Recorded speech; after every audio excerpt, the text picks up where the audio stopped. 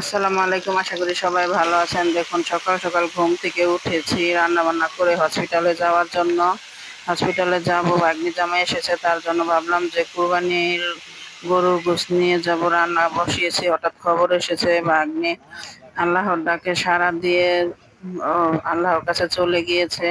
এখন তাড়াহুড়া করে যে হসপিটালে গিয়েছি, এখন আমরা লাশের সাথে বাড়িতে এসেছি। দেখুন অ্যাম্বুলেন্সের সাথে এসেছি, আর ওইখানে যত আত্মীয় স্বজন সবাই এসেছে, কারণ যেহেতু দেখা যায় অল্প বয়স আর অনেকদিন ধরে সবাই শুনতেছে অসুস্থ, তার জন্য সবাই সবসময় সতর্ক থাকে। দেখুন কত মানুষজন এসেছে, আর ওদিকে গাড়ি থেকে এখনো নামানো হয়নি। আমরা আগে থেকে নেমে গিয়েছি, এখন গাড়ি থেকে নামাবে। আর সব সময় আপনারা দেখেছেন যে সব সময় আমি ভাগ্নির সাথে দৌড়াদৌড়ি করেছি হসপিটালে। সবাই তো সবকিছু বোঝে না, দেখা যায় ওর বাবা মার সন্তানের কিছু হইলে তো আর হাতে পায়ে শক্তি এভাবেও থাকে না, তারপরও কিছু করার নেই। সবসময় ওনাদের সাথে যতটুকু পেরেছি চেষ্টা করেছি যাওয়ার জন্য।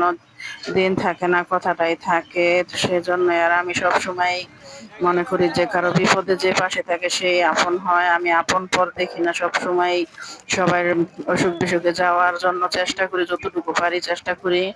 আল্লাহ পাক যেন সবসময় এই চেষ্টাটা রাখে। আর আমি সবসময় আমার ছেলেকেও বুঝাই, কারো কোনো বিপদ হইলে তাড়াতাড়ি যাই, বা কখনো আপন পর চিন্তা করবা না। দেখুন একটা ছোট বাচ্চা রেখে গেছে, সেটা ভেবেই দেখুন কত মানুষজন আপনজন যে যেখানে আছে সবাই এসেছে।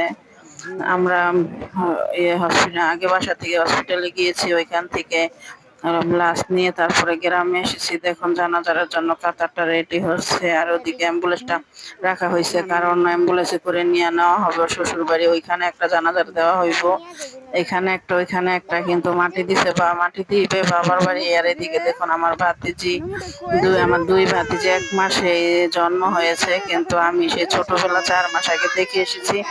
ওদের বয়স এখন 7 মাস, কিন্তু আমি আরো সেই 4 মাস আগে দেখেছি। 4 মাস পরে আমার ভাতিজিদের দেখলাম যে এখন আমি বলতেছি মাশাআল্লাহ, তোমরা তো দুজন বড় হয়ে গেছো। দেখুন আমার মেয়ে আবার দোনো বোনকে কুলে নিচ্ছে আর বলতেছে আমি তোমাদের সবার বড় বোন। আমি আগে থেকে ওরে বলছি সব সময়, তুমি বোনের ভিতরে মামা তো খালাতোর ভিতরে তুমি বড়, তুমি তুলে নিয়ে ঘুরো। দেখুন ভাতিজিদের নিয়ে আমার মেয়ে ঘুরতেছে, আর এদিকে কি ঝড় বৃষ্টি, আর সারাটা দিনে ঝড় বৃষ্টি। ঝড় বৃষ্টিতে সবাই আমরা ঘর থেকে থাকি, আর বাবা একটু ভিডিও করতেছে।